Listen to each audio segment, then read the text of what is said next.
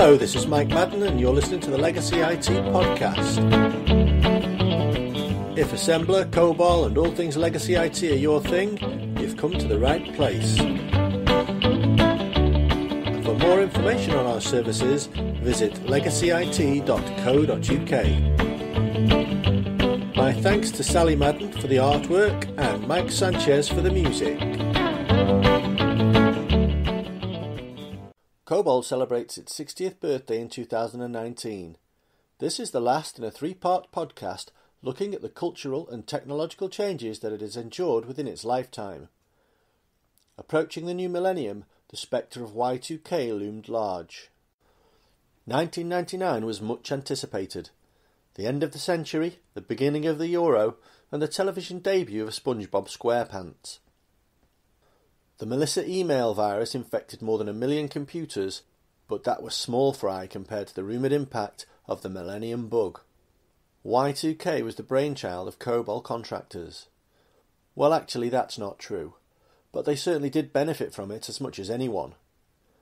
Every legacy computer application had to be evaluated, remediated, tested and deployed before the stroke of midnight on the 31st of December 1999. It was believed that the desire to save space in the early days of application programming meant that when 1999 became 2000, in computing terms 99 would become 00, and no one would know what century it was. There was a frenzy of activity, many fruitless hours of investigation, and a whole host of shortcuts that delayed the impact for another 50 years. Hands up who coded, if the year is greater than 50, the century must be 19, otherwise the century must be 20. 2000 rolled around and nothing really happened.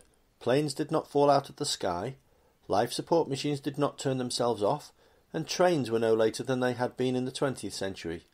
The dot-com bubble burst and the PS2 was launched in Japan. Big Brother hit the small screen in the UK and the London Eye opened overlooking the Thames. COBOL spread far and wide, and by 2001 there were more than 300 dialects, arguably clouding one of the original notions of portability. Wikipedia went online, and Apple made its mark in the technology world with the launch of the iPod. In the US, the tragedy of 9/11 shocked the world. The long-awaited object-oriented capability of COBOL finally arrived in 2002, along with floating point and binary data types, the screen section, support for extended character sets, and several other pieces of functionality. COBOL was well and truly in the 21st century with this latest version, as man triumphed in other worlds with the discovery of significant evidence of water deposits on Mars. The take-up of COBOL 2002 was poor, with concerns around the time taken to deliver new standards and a lack of buy-in for the new features. In 2003, work began on technical reports designed to advance COBOL even further. These were on object finalization, XML and collection classes, all of which were previously in the domain of more modern languages. COBOL was gearing up for the future, unlike Concorde that embarked upon its final flight 34 years after its first.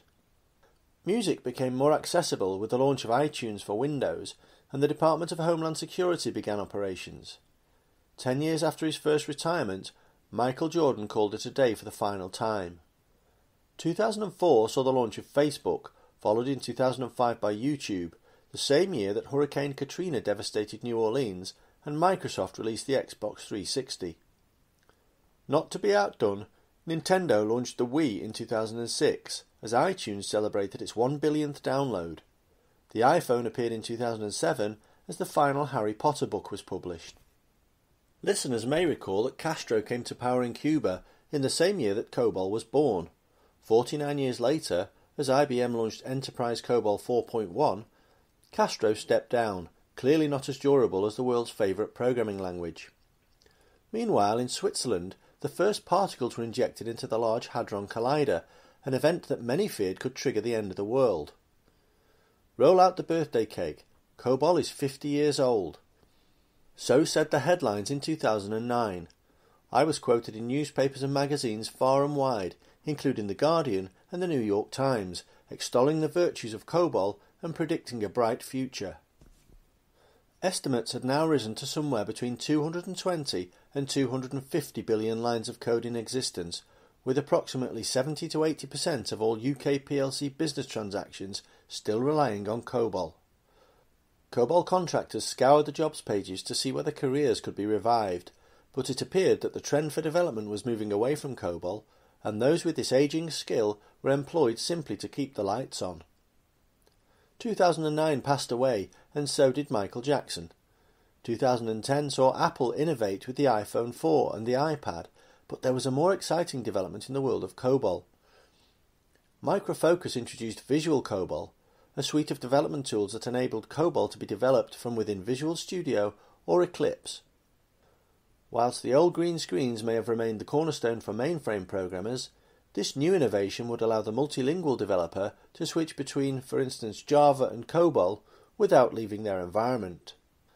The term cassette player was officially removed from the Oxford English Dictionary 12th edition concise version in 2011, and although a handful of tapes were still produced, this popular method of storage had outlived its usefulness after almost 50 years. Facebook was launched on the stock exchange in 2012 as we bade farewell to Neil Armstrong, 53 years after he made that one small step. The gaming world took another step forward in 2013 with the advent of the PS4 and the Xbox One. Twitter introduced the popular but short-lived micro-video application Vine, as Micro Focus launched a challenge to create a COBOL-centric video game. The most interesting part about this was the facts and figures section of the promotional web page. COBOL's usefulness was given another set of metrics, and although they were attributed to a few notable publications, there must be an element of doubt about the accuracy of at least some of the data. For instance, just how do you assess how many new lines of code are written in COBOL every day? Does that include weekends and holidays? Is it all handcrafted, or does it include generated code? Regardless, here are the metrics. COBOL supports 90% of Fortune 500 business systems daily. 70% of all critical business logic is written in COBOL. COBOL connects 500 million mobile phone users daily. 95% of ATM transactions pass through COBOL code. 80% of all point-of-sale transactions rely on COBOL. There are more COBOL transactions executed daily than Google and YouTube searches. 1.5 million new lines of COBOL code are written every day.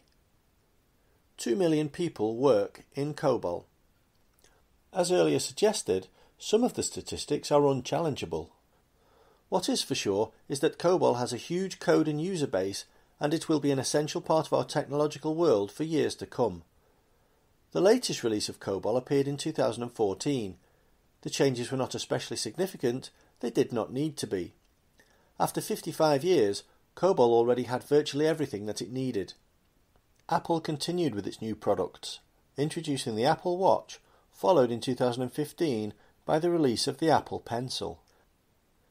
In the scientific world, it was announced that liquid water had been found on Mars, and the Queen reached another milestone as the longest-serving monarch at 63 years and 217 days. 2016 was a sad year, with David Bowie and Muhammad Ali just two of the celebrities that passed away. The UK voted to leave the EU, having been a member for 43 years, and Sony added the VR headset to the PS4. Apple brought out the iPhone X in 2017, as Nintendo unveiled the Switch, allowing gamers to play anywhere. The infamous ransomware attack catapulted cybersecurity to the forefront of technological concerns, and Hurricane Maria brought devastation to Puerto Rico. Apple was the first company to be valued at more than $1 trillion in 2018, as Forbes predicted what advances might be made in the future, based on the MIT Technology Review. COBOL was not one of them, but COBOL won't mind. It has seen these predictions before. Breakthroughs in 3D metal printing were high on the list, as were cloud-based artificial intelligence services and Babelfish earbuds. I am sure there are those amongst you who remember some of the more outlandish science brought to television by Tomorrow's World that never quite made it, so as far as predictions are concerned, time will tell. Through it all, COBOL remains. Will it continue to be enhanced? Who knows? what do you get for the programming language that has everything? It has seen technology come and go. It has survived turmoil, revisions, and the disdain of computer scientists. Micro Focus continues to promote its virtues, having recently completed their 50th development day, and one of the more recent migration projects that I undertook involved converting to COBOL. Maybe those estimates about lines of code need updating in 2019. Happy birthday, dear COBOL. Happy birthday to you. You have been listening to the Legacy IT podcast. Come back soon for more on COBOL, Assembler, and all things Legacy IT related. For more information, please visit www.legacyit.co.uk.